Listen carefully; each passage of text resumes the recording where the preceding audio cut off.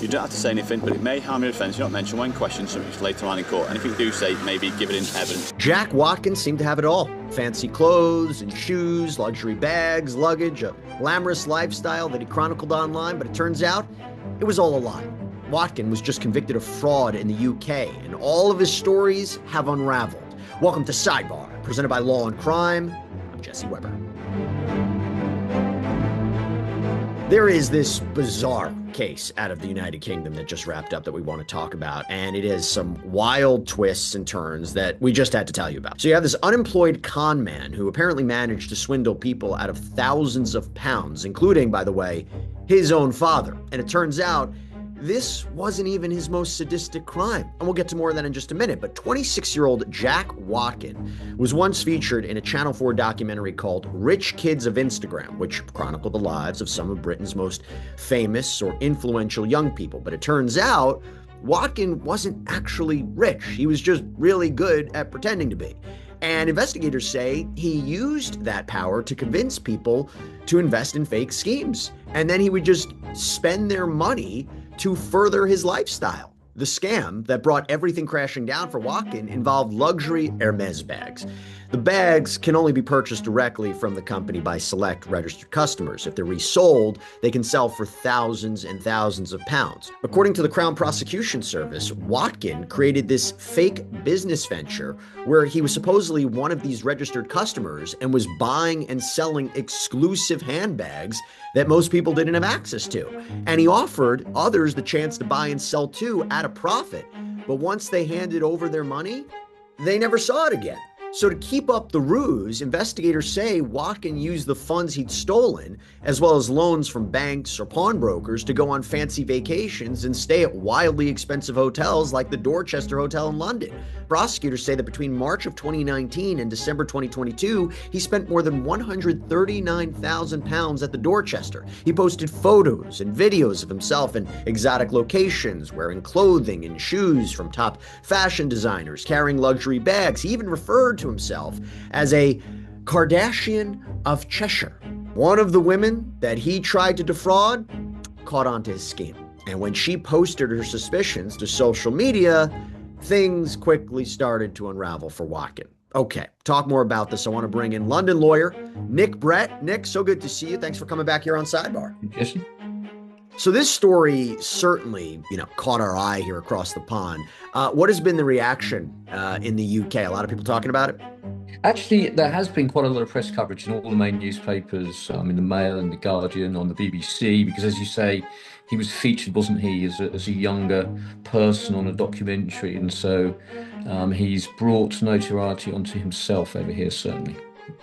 And just so people know, the Dorchester, it's a pretty fancy hotel, right? Exactly. I think £3,000 a night, some of the rooms in the Dorchester, so pretty expensive.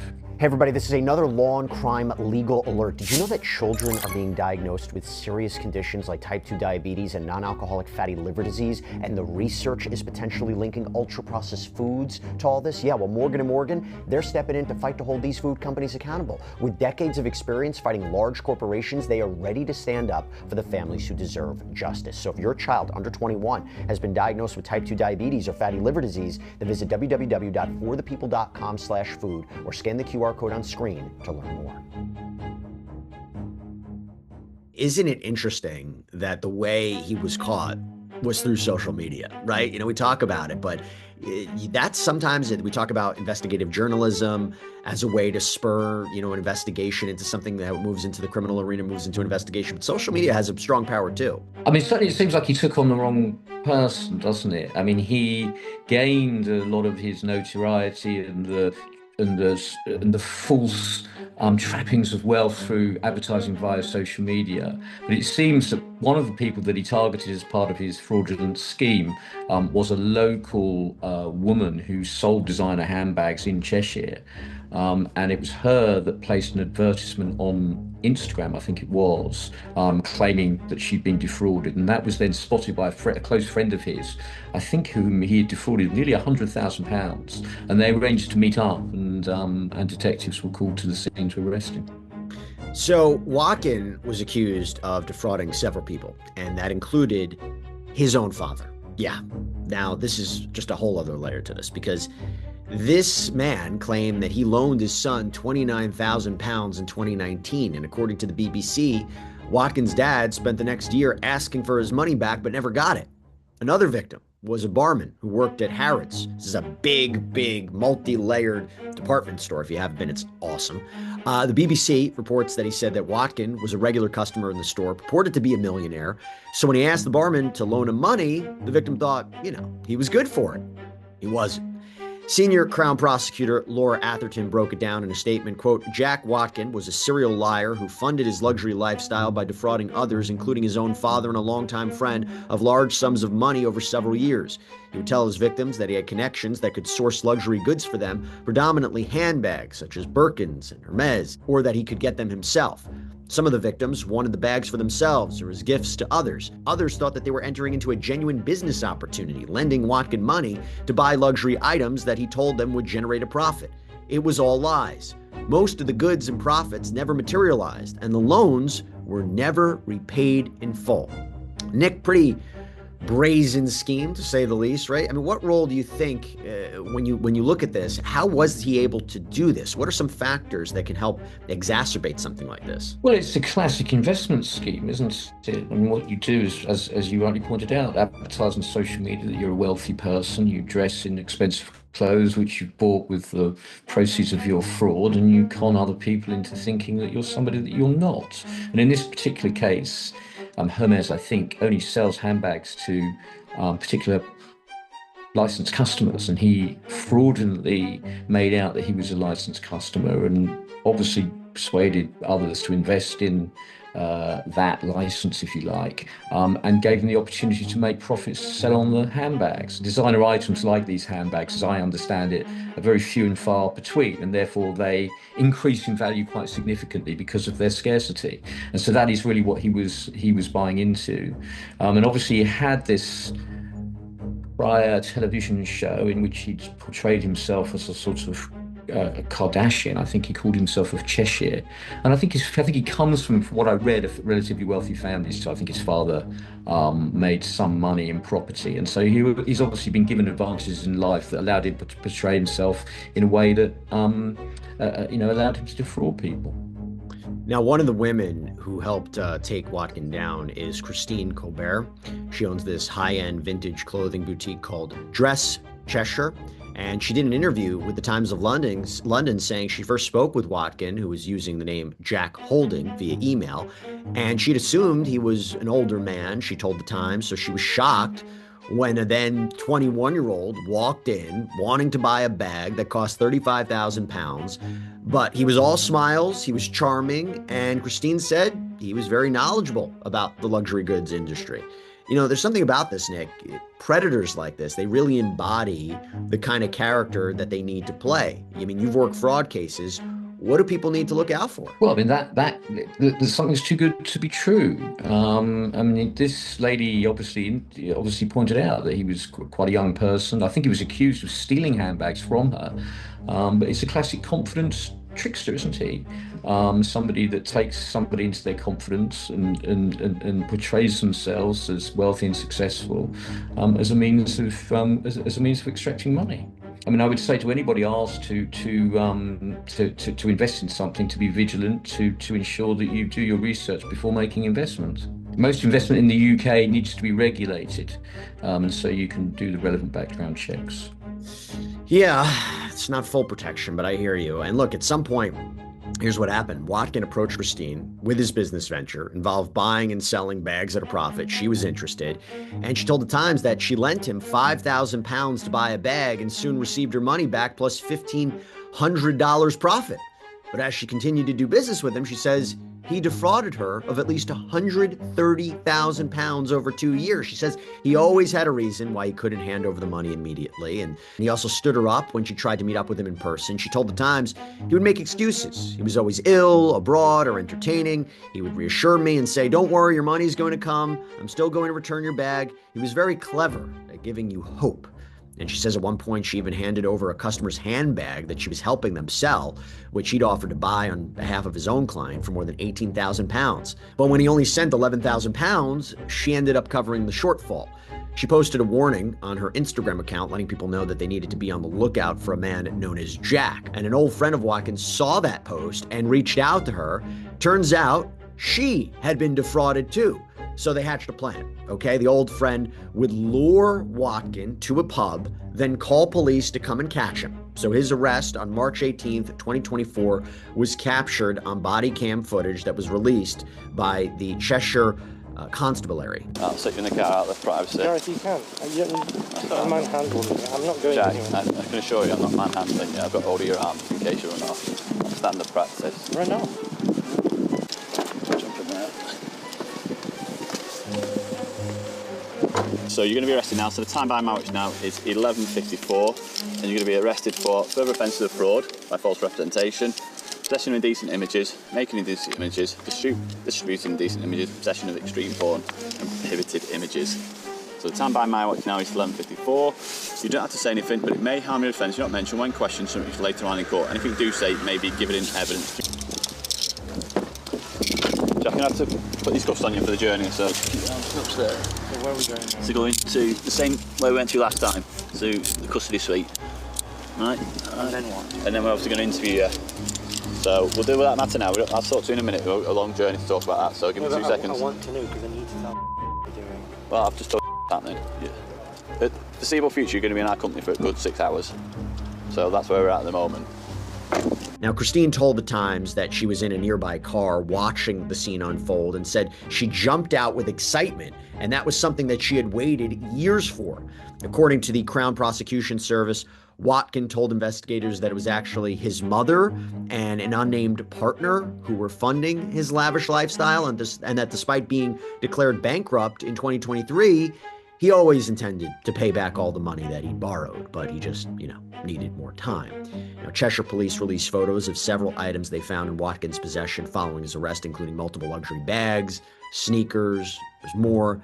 Nick, we see this time and time again in fraud cases. The scammer always just needs a little more time to get you the money, a little more time to get you the product, the outcome you were expecting. And do you think they become a little more sloppy? It also contains the classic confidence trick, doesn't it? That you give somebody a little bit of profit on the first transaction as a means of getting their confidence, and then you go on to defraud them by avoiding them and then claiming you're going to pay them back later on. But it turns out there's another part to the story, because when police started digging into Watkins' digital files after his arrest, they discovered something far more sinister: child sexual abuse material. Yeah, according to court documents, Watkin was arrested again in October 2024 on child sex crimes charges. He went to trial for those offenses earlier this year, was convicted of 5 counts of making indecent images of children, 2 counts of possessing indecent images of a child, possessing prohibited images, and possessing an extreme pornographic image. Wild turn to this, Nick. Wild turn to this case, but not completely unexpected in the sense that when somebody is arrested and investigators start looking at their background and their digital devices, that can lead to additional charges or further investigation into other crimes, right? Absolutely. It's the police will always seize mobile phones and other devices, and I think in this case what they found on the mobile phone was pretty unpleasant indeed. And as you said, there were a number of indecent images of children, and he was convicted of those crimes following a trial and will be sentenced in due course together with the fraud allegations, almost certainly to a fairly lengthy term of imprisonment.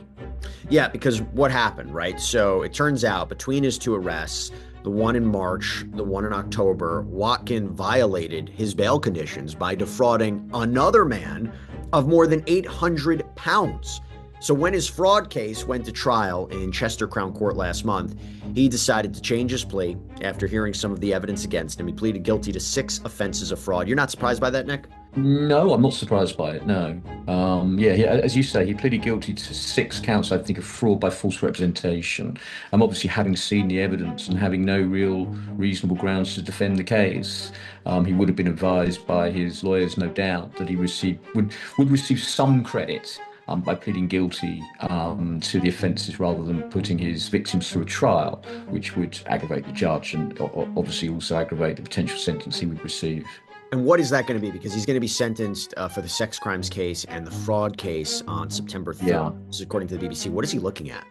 Well, a fairly substantial sentence of imprisonment. It's a little bit difficult for me to put numbers on that because I just don't know. I haven't seen the evidence. But it would seem to me that the sentences for the fraud are likely to be consecutive to those sentences for the indecent images because they're of a completely different character and totally unrelated. And so I'd imagine that a judge will impose one sentence on top of the other, and then he must take into account what is called totality. So he must consider what the total sentence is and ensure that that sentence is not too long in the circumstances. Is there mitigation that's available at a sentencing, and what would mitigation look like?